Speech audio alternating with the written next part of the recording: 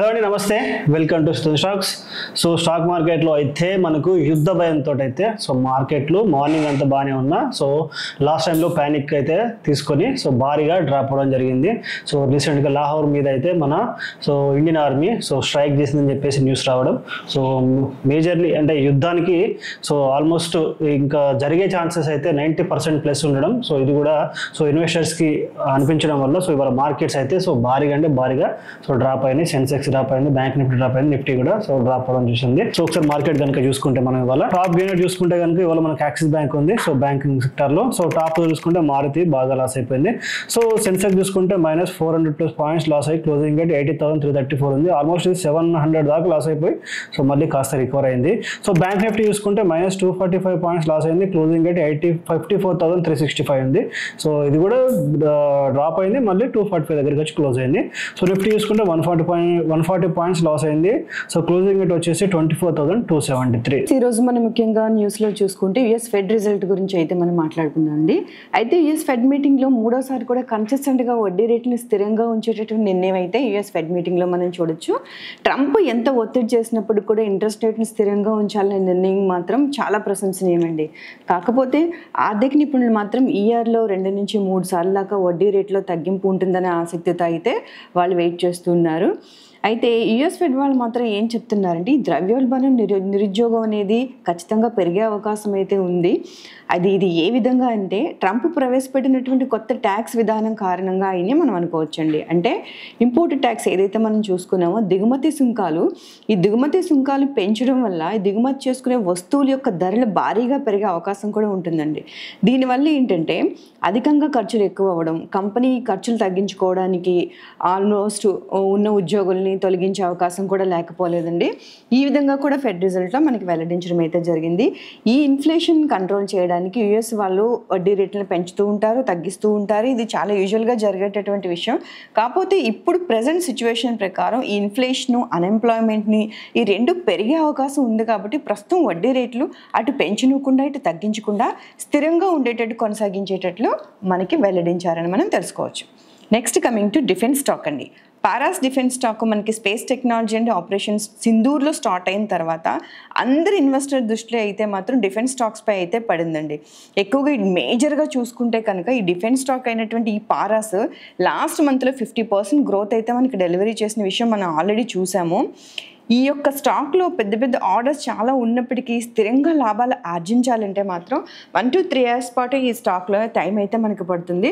Investors ఎవరైనా ఆలోచించి invest చేయడం అనేది చాలా మంచిదండి. Next coming to Chavda infra stock అండి. ఇది స్మాల్ క్యాప్ కంపెనీ స్టాక్ అయినప్పటికీ కూడా ఈ స్టాక్ కన్స్ట్రక్షన్ యాక్టివిటీస్లో 11.3% రేజ్ని అయితే ఇచ్చింది. అయితే దీన్ని 150 కోట్ల కన్స్ట్రక్టింగ్ ఆర్డర్ ఒకటి అరవింద్ ఆక్వాసిటీ నుంచి పొందినట్టు మనకి తెలియజేస్తుందండి.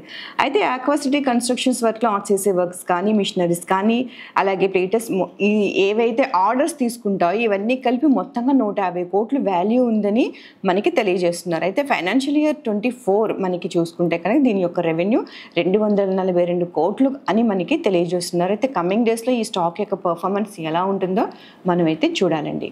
Coming to last one, gold silver గురించి కూడా మనం మాట్లాడుకున్నామండి నిన్న కూడా.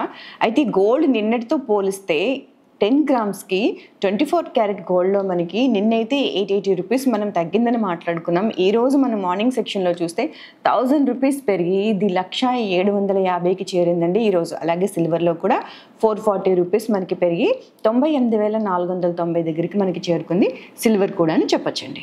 రేపటి మార్కెట్స్ కన్నా చూసుకుంటే మనం ఈ బ్యాంక్ నిఫ్టీ అండి. బ్యాంక్ నిఫ్టీ మార్నింగ్ ఓపెన్ అయిన తర్వాత చాలాసేపు కన్సాలిడేట్లోనే క్లోజ్ అయింది. ఆఫ్టర్ 1:30 ఏదైతే న్యూస్ వచ్చిందో లాహోర్ అని చెప్పేసి దాని తర్వాత మార్కెట్స్ చూడండి డ్రాప్ అవడం జరిగింది. ఎగ్జాక్ట్లీ ఏదైతే మనం 54,500 బిలో మనకైతే క్లోజ్ అయితే ఏదైతే 54,173 అనుకున్నామో ప్రీవియస్గా అక్కడికైతే మార్కెట్స్ రావడం జరిగింది. రేపటికి కూడా సేమ్ పొజిషన్స్ అండి, వేరే చేంజెస్ ఏం లేవు. బట్ మన డౌన్ సైడ్ ఇంకా కాస్త ఎక్కువ ప్లాన్ చేసుకుందాం. రేపు కనుక మనకు మార్కెట్స్ దీని కింద కనుక ట్రేడ్ అవుతే 54,170 కింద 53,740 అయితే మనకు నెక్స్ట్ టార్గెట్గా ఉండే ఛాన్స్ ఉంది. ఒకవేళ కనుక 53,740 బ్రేక్ అయితే కనుక మనకు కమింగ్ అప్ మార్కెట్స్ వచ్చేసి సో 55,391 వరకు మనకు వచ్చే ఛాన్స్ అయితే కింద సైడ్ అయితే, అంటే మనకు ఎందుకు మళ్ళీ నేను ఎక్కువ సైడ్ తీసుకుంటున్నా అంటే రేపు మోస్ట్లీ మనకైతే ఇంకా డ్రాప్ అయ్యే ఛాన్స్ ఎందుకు ఎక్కువ పడుతున్నాయి. అలాగే మనం బీటీఎస్టీ మనకు gap up or gap down చూసుకుంటే మోస్ట్లీ రేపు గ్యాప్ డౌన్ అయ్యే ఛాన్స్ ఉంది చూడండి. సో మార్కెట్లు ఇక్కడ చాలాసేపు ఫైట్ చేసినా కూడా కిందికి రావడం వల్ల సో రేపు అయితే మార్కెట్లో గ్యాప్ డౌన్ ఛాన్స్ అయితే, నిన్న మనం గ్యాప్ అప్ అనుకున్నాం అదేవిధంగా గ్యాప్ అప్ అయితే జరిగింది చూడండి ఎగ్జాక్ట్లీ. సో చెప్పాను కదా ఎప్పుడైతే మార్కెట్ వీ షేప్లో రికవరీ ఇస్తాయో మార్కెట్స్ మనకు సో ఎట్లా ఏ సైడ్ మనకు వీ షేప్ రికవరీ ఇస్తాయో అటు సైడే మనకు ప్రైస్ యాక్షన్ అయితే సో చూపిస్తుంది కాబట్టి అక్కడే మనకు గ్యాప్ అప్ అయింది. సో ఇవాళ మనం మార్కెట్ చూసుకుంటే సో ఈ ప్యానిక్ మూవ్ని బట్టి ఇక్కడ కన్సాలిడేషన్ మూవ్ని బట్టి మనం చూసుకుంటే మన ప్రైస్ యాక్షన్ అయితే రేపటికి సో మనకు డ్రాప్ అయ్యే ఛాన్స్ అయితే ఎక్కువగా చూపిస్తుంది. సో ఇది రేపటికి మళ్ళీ మనం అప్సైడ్ చూసుకుంటే కనుక ఒకవేళ 54,170 నుంచి మార్కెట్ ర్యాలీ తీసుకుంటే అబోవ్ 54,570 మనకైతే టార్గెట్ అయితే ఉంది. సో ఒకవేళ ఇది కనుక బ్రేక్ అయితే కనుక మనకు పొజిషన్ సో ఇవాళ సో 54,990 అయితే మనకు సో సెకండ్ టార్గెట్ గా ఉండే ఛాన్స్ ఉంది రైట్. సో నిఫ్టీ చూసుకుంటే కనుక నిఫ్టీ కూడా మనకు 140 పాయింట్స్ దాకా డ్రాప్ అయింది. సో ఒకసారి చూద్దాం. సో నిఫ్టీ ఆల్మోస్ట్ మనం అనుకున్న టార్గెట్ కంటే ఇంకా ఎక్కువగా డ్రాప్ అయింది లాస్ట్ 15 కంటే 3-15 నిమిషాలకి. తర్వాత లోకల్ క్యాండిల్ కాస్త కవర్ అయినప్పటికీ సో రేపు అయితే మార్కెట్లు అయితే మనకు ఎలా ఉండేవి ఒకసారి చెక్ చేసుకున్నాం ఓకేనా. ఒకసారి డే టైం ఫ్రేమ్ చూసుకుంటే సో రేపు మార్కెట్స్ కనుక 24,270 నుంచి మనకి కిందికి డ్రాప్ అయితే కనుక 24,140 అయితే మనకు టార్గెట్గా ఉంది ఓకేనా. సో లేదు రేపు కనుక మార్కెట్ అప్ సైడ్ పోతే ఫస్ట్ టార్గెట్ వచ్చేసి 24,360, అదేవిధంగా సెకండ్ టార్గెట్ వచ్చేసి మనకు 24,450 అయితే ఉండే ఛాన్స్ ఉంది. ఇది మనకు నిఫ్టీలో రైట్. సో ఒకసారి చూసుకోండి. సో నెక్స్ట్ సెన్సెక్స్ చూసుకుంటే కనుక సో నెక్స్ట్ సెన్సెక్స్ చూడండి లాస్ట్ టైంలో సో భారీగా అయితే మనకు డ్రాప్ అయితే కనబడుతుంది రైట్. సో చిన్న చేంజెస్. సో రేపు మనం సెన్సెక్స్ చూసుకుంటే 80,000 కనుక మనకు బ్రేక్ అయితే కనుక నెక్స్ట్ మనకు కమింగ్ అప్లో 79,190 వరకు అయితే వచ్చే ఛాన్స్ అయితే కనబడుతుంది. సో ఇక్కడ చిన్నగా ఉన్నాయి. సో ఇదైతే మనకి ఎఫెక్ట్ చూపించకపోవచ్చు ఎందుకంటే ఇలాంటి భారీ క్యాన్సిల్ పడితే సో ఒక్కటేసారి టార్గెట్స్ 2 మొత్తం కొట్టేసే ఛాన్స్ ఉంది. సో మరి కామన్గా మనకు అప్ సైడ్ మూవ్ అయితే కనుక సేమ్ అదే పొజిషన్ 80,000. సో మనకైతే 80,900 అయితే మనకు సో టార్గెట్ ఉండే ఛాన్స్ ఉందండి. ఫస్ట్ టార్గెట్ 80,500, సెకండ్ టార్గెట్ వచ్చి 80,900 ఉండే ఛాన్స్ ఉంది రైట్. సో రేపటికి స్టాక్స్ మనకు ఇలాంటి స్టాక్స్ అయినా సరే సో కాస్త పక్కన పెట్టుకోండి ఎందుకంటే కోఫోర్జ్, యాంబర్ ఇవాళ నేను ఫ్రీ గ్రూప్లో కూడా ఇచ్చాను. సో ఒకసారి చెక్ చేయండి అని చెప్పేసి కోఫోర్జ్, యాంబర్, టాటా ఎలక్సీ అన్ని ఇన్వెస్ట్మెంట్ గ్రూప్లో సో దగ్గర 4 పొజిషన్ దాకా మనకు టార్గెట్ హిట్ అయినవి, అది కూడా సి సైడ్ రైట్. సో తర్వాత మార్కెట్స్ అన్ని డ్రాప్ అవడం జరిగింది. రేపు స్టాక్స్కి అంత మనం ఇంపార్టెన్స్ ఏమైనా అవసరం లేదు ఎందుకంటే సో స్టాక్స్ ఎలా బిహేవ్ చేస్తాయి అనేది రేపు న్యూస్ని బట్టి మనము మార్నింగ్ ఏదైనా ఉంటే మీకు చార్ట్స్ ప్రొవైడ్ చేస్తాను ఓకేనా. సో కమోడిటీస్ చూసుకుంటే మనకు సిల్వర్ డ్రాప్ అయింది, మళ్ళీ అప్ సైడ్ పోతున్నాయి, మళ్ళీ గోల్డ్ కూడా డ్రాప్ అయింది, భారీగా డ్రాప్ అయింది, మళ్ళీ అప్ సైడ్ అయితే పోవడానికి ఛాన్స్ వస్తుంది. సో అవి కూడా మనకు మంచి హిట్ అయితే జరిగింది ఓకేనా. సో రేపు మార్కెట్స్ చాలా జాగ్రత్తగా ఉండండి. సో మార్నింగ్ నైట్ నుంచి న్యూస్ ఎలా ఉంటుందో ఒకసారి కాస్త గమనిస్తూ ఉండండి. అనాలిసిస్ పర్ఫెక్ట్గా ఫాలో అవ్వండి. మేజర్గా మీ ఇంపార్టెంట్ అయితే ప్రైస్ యాక్షన్కి ఇవ్వండి. థ్యాంక్ యూ అండి. Thank you so much.